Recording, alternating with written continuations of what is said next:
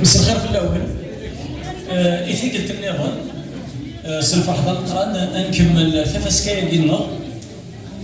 ثفاسكا من الناس بسيرا من الناس بس نرمي يدرس مزيان فادليس نغدي يدرس بسير مراقم ذاك الدينير اني غسا سوف نقرا نبو ديالنا ماس امين الزاويه انكفويس اساراج غفين يانا غفين يشدن إدرس مزيغ إدرس مزيغ سومتا لكن أميرذ يسمياس أميرذ أدلسان أكد في سن السيف ديال الجزائر diversité culturelle et linguistique en Algérie.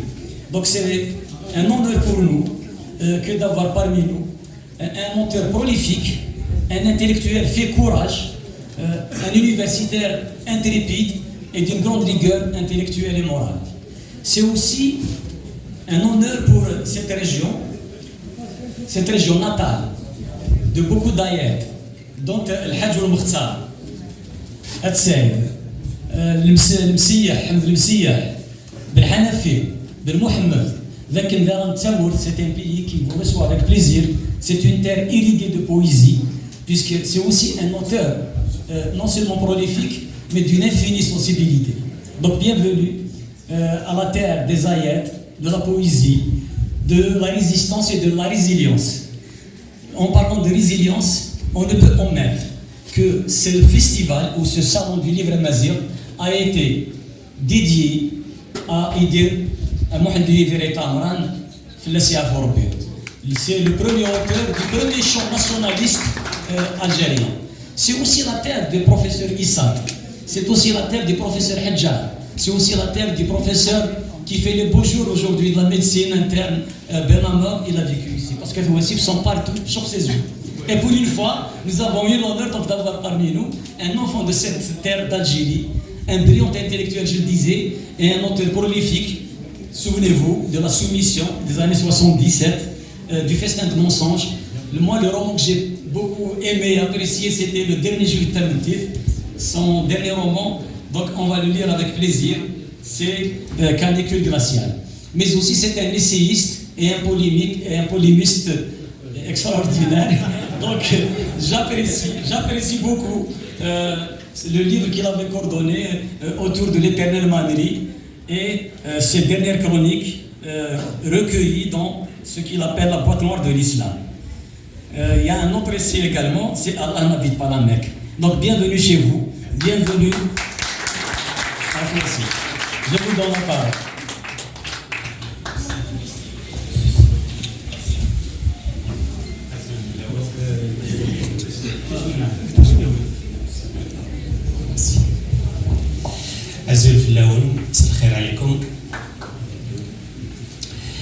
D'abord, félicitations et vraiment merci, grand merci pour cette organisation de ce salon de livres, parce que quand il y a le livre, il y a la conscience. Quand il y a le livre, il y a le civisme.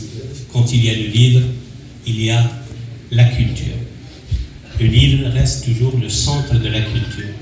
Et quand il y a un salon pour le livre à Mazir, c'est doublement le bonheur. Merci aussi pour les citoyens de Wassif et de la région pour l'accueil. Merci pour la présence, pour l'assistance. Et je vais vous présenter c'est pas une conférence dans le sens académique, mais dans le sens classique. Mais plutôt c'est une causerie, j'allais dire. Parce que vous allez trouver mes idées dans mes livres. Notre ami maître a cité quelques titres. Vous allez trouver les détails, les problématiques dans mes livres. Mais je vais quand même essayer de développer la diversité linguistique en Algérie, cette problématique, et puis essayer de sortir d'une conclusion de cette problématique. D'abord, pourquoi pourquoi nous ne sommes pas arrivés à faire un ancrage de la diversité en Algérie. Il y a 3 axes qui font malheur, si je peux dire, à la diversité en Algérie, qui font défaut à la diversité en Algérie. C'est d'abord notre rapport à l'histoire, deuxièmement, notre rapport à la religion, et troisièmement, notre rapport à l'autre. Si on arrive à régler ces 3 problématiques, l'autre, la religion et l'histoire, on peut arriver à planter la diversité culturelle et politique en Algérie. Mais malheureusement, je vais faire un peu développer ces 3 axes pour passer à une autre idée. Nous avons un problème avec notre histoire. Nous ne connaissons pas notre histoire. Nous vivons sans notre histoire. Et quand je dis notre histoire ancestrale, notre vraie histoire. Nous ne la connaissons pas, malheureusement. Et cela dû d'abord à l'école, les médias, la politique, tout cet environnement pédagogique, culturel et politique qui nous a en quelque sorte coupés de notre vraie histoire. Aujourd'hui, si on pose une petite question à un jeune de 10 ans, de 14 ans, est-ce que vous connaissez par exemple Apulé de Mador? Il va vous dire Apulé c'est un Italien ou c'est un Espagnol ou c'est un Allemand. On ne connaît pas que c'est Apulé de Mador, c'est quelqu'un de Soparas, un citoyen de cette région, de notre histoire, de notre mémoire. Si on va lui demander c'est qui par exemple Saint-Augustin, c'est qui Juba II, c'est qui ces grands noms de notre histoire, la génération est totalement coupée de son histoire. Et une nation qui ne connaît pas son histoire ne peut pas construire son avenir. C'est impossible. C'est impossible. Parce que c'est l'histoire, quand on a le dos bien tenu par l'histoire, on peut avancer le pas vers le devant. Malheureusement, on n'a pas cette situation. Voilà je passe très vite, voilà le premier défaut que nous avons en Algérie. C'est notre rapport à notre histoire. Pour l'histoire, nous connaissons que malheureusement, que l'Algérie a commencé avec la venue de l'islam ou l'arrivée de l'islam dans la région. C'est pas vrai. La région est avant le XVe siècle. La région a une grande histoire avant l'arrivée de l'islam. Mais nous continuons jusqu'à maintenant à dire aux générations, la nouvelle génération, que notre histoire a commencé depuis la fameuse khutba de Tariq, la fausse khutba de Tariq ibn Ziyad, que vous la connaissez, البحر أمامكم والعدو وراءكم البحر أمامكم والعدو وراءكم. C'est une khutba qui est fausse. D'ailleurs, Tariq ibn Ziyad ne connaissait pas l'arabe, c'était un berbère, c'est l'histoire falsifiée, et toute une histoire qui est falsifiée, qui est construite sur la falsification, elle peut que engendrer un avenir aussi falsifié. Et ce que nous vivons aujourd'hui. Ça, c'est le premier point. Le deuxième point, notre rapport à la religion. Malheureusement aussi, nous avons un rapport trop politique à la religion. Notre religion est politisée, idéologisée. Nous avons fait une rupture avec la religion qui avait chez nous, les Berbères, chez nous dans le nord africain, c'était une religion de spiritualité, une religion d'accueil, une religion d'ouverture, d'acceptation de l'autre. nous avions un islam berbère, un islam tamazir. Et d'ailleurs, j'ai fait, vous pouvez revenir sur Internet, j'ai fait tout un article sur ce que j'appelle l'islam amazir, les spécificités de l'islam amazir. Chez les Amazirs, c'était quoi l'islam? Malheureusement, on a coupé avec cette grande tradition d'un islam tolérant, d'un islam de spiritualité, d'un islam de soufisme, et nous sommes rentrés dans un islam de al-Ikhwan al-Muslimin. Nous avons un islam de l'Ikhwan al-Muslimin qui est arrivé depuis la fin des années 60. Fin des années 60, l'Algérie était en mouvement, entre parenthèses, d'arabisation, et c'était pas l'arabisation dans le sens d'apprendre l'arabe, mais plutôt c'était une période de ikhwanisation. C'était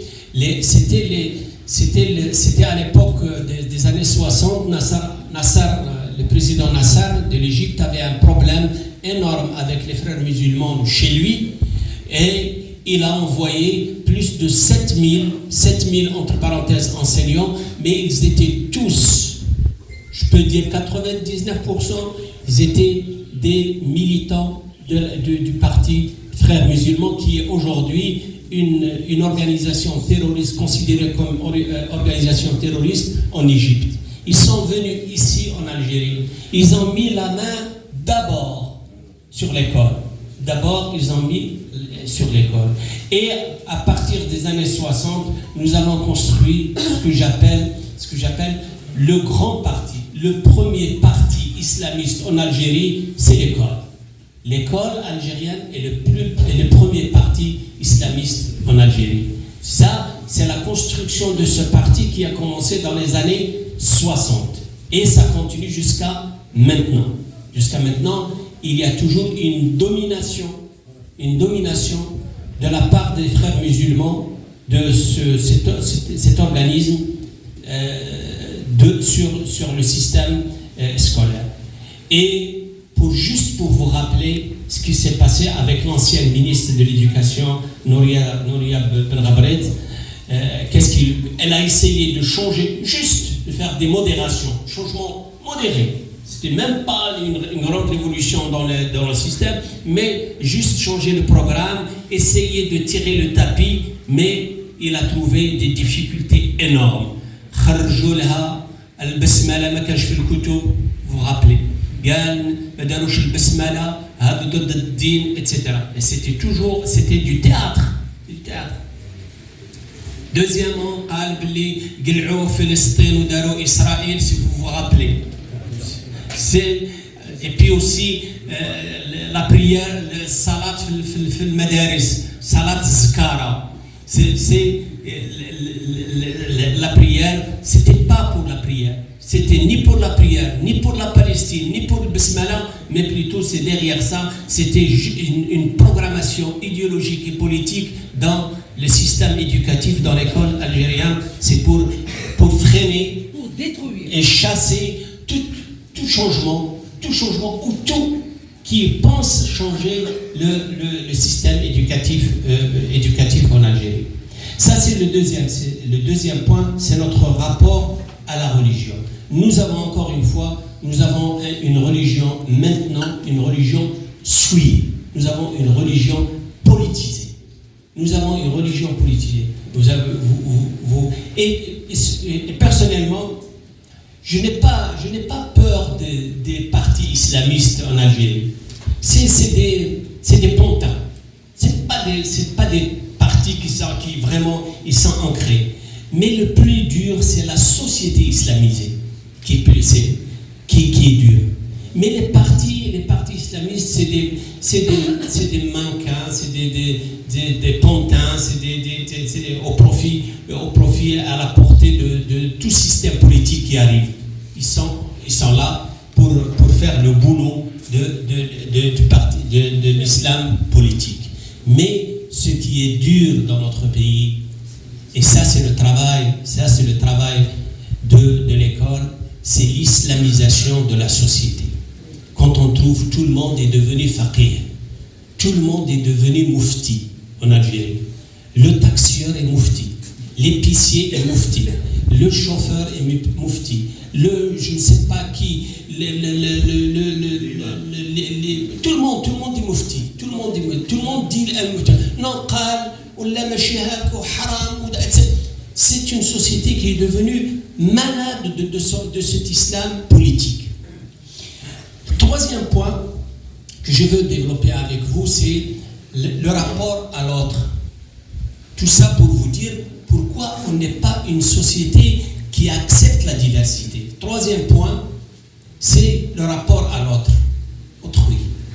Nous avons toujours un rapport très conflictuel, haineux envers l'autre.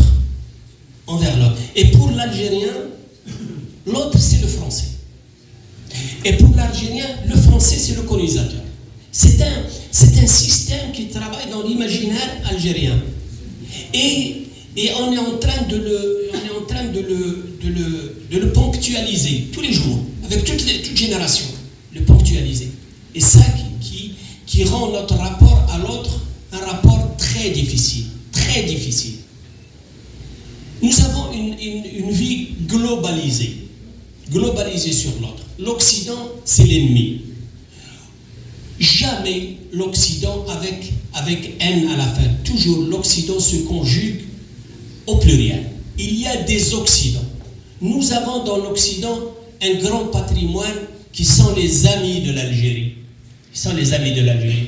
Nous avons une grande partie de l'intelligentsia installée soit des Français ou installée en France, en Belgique, en Allemagne, aux États-Unis, etc., qui sont les amis de l'Algérie et qui étaient les amis de l'Algérie depuis la révolution algérienne.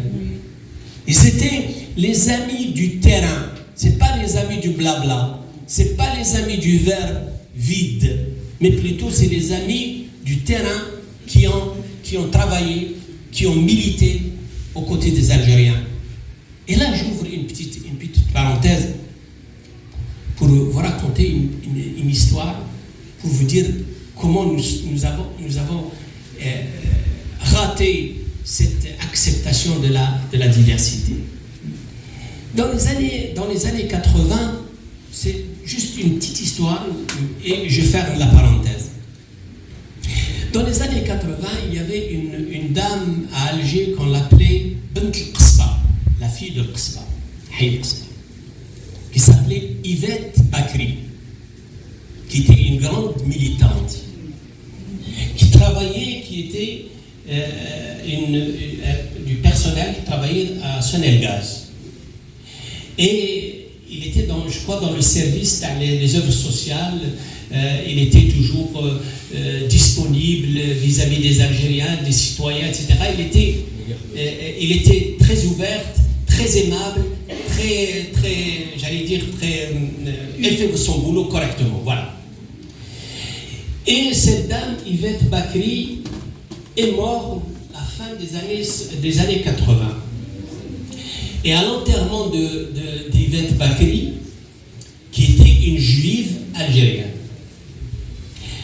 à l'enterrement, au cimetière, il y avait, vous savez, dans la tradition, d'après ce que j'ai lu, dans la tradition juive, pour faire la prière, la tradition religieuse juive, il faut avoir au moins 10 personnes pour faire l'enterrement à la tradition juive.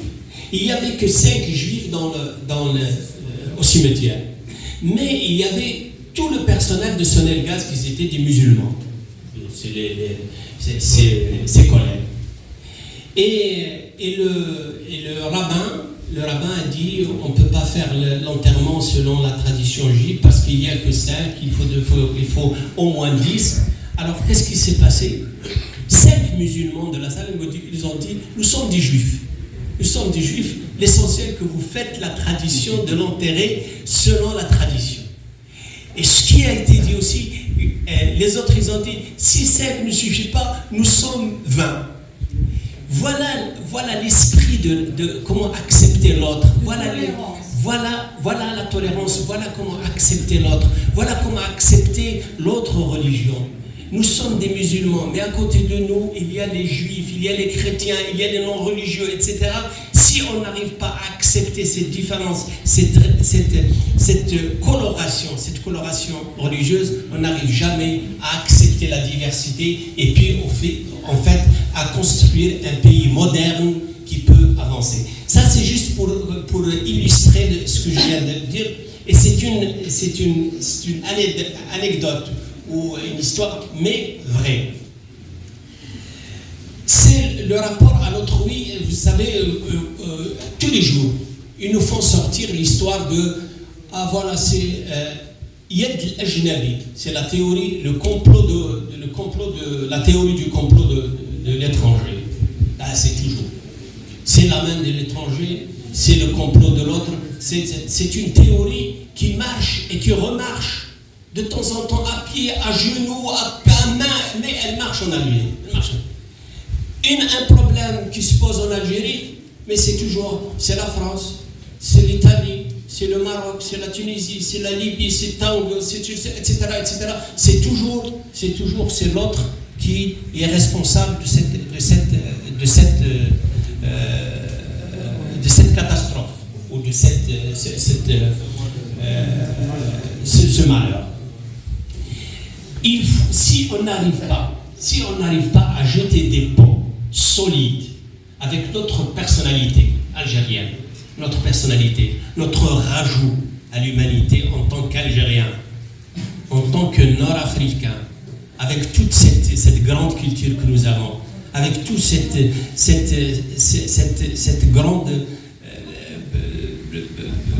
grand bonheur de l'histoire que nous avons, si nous ne jetons pas des ponts solides avec l'autre, on ne peut pas avancer. L'autre, c'est nous, et nous, c'est l'autre. Il n'y a pas d'autre, parce que l'autre, c'est notre miroir. L'autre, c'est pas un ennemi, c'est pas un face-à-face, mais c'est un face à soi. L'autre, c'est notre miroir. Quand le miroir est bien essuyé, on se voit correctement et clairement. Et l'autre, c'est notre mémoire. Malheureusement, notre rapport à l'autre est toujours un rapport handicapé, un rapport faussé. Il faut le revoir. Dans l'autre, la religion et l'histoire. Je passe au deuxième axe de cette causerie, qui est qu'est-ce qu'il y a comme langue en Algérie. Moi, je dis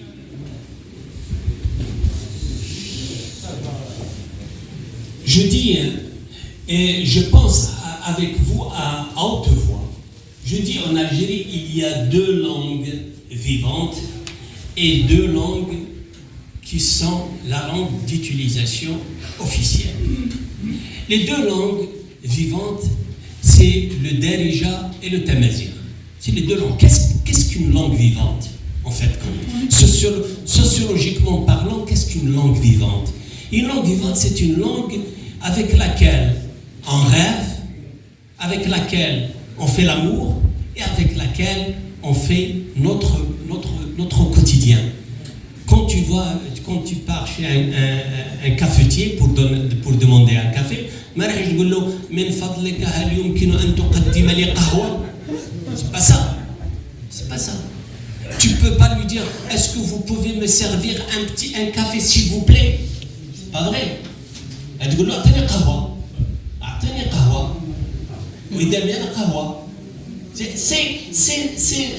c'est parler, c'est ça les langues vivantes. C'est ça les langues vivantes. C'est ça les langues vivantes. Les langues vivantes, c'est les langues avec lesquelles on vit et on rêve. Pas autre chose.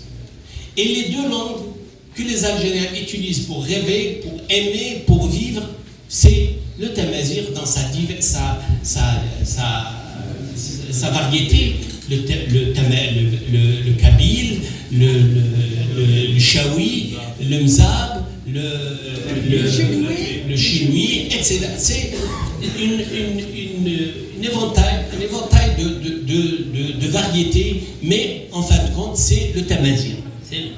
Le chleu chez nous, les Marocains, le taroudant, etc. c'est ça, on rêve avec ça, on vit avec ça, et ou bien avec le Darija. Vous savez, le Darija algérien, c'est une langue extraordinaire. C'est une langue extraordinaire. Vous savez que tout le cinéma algérien est fait dans cette langue, et par cette langue.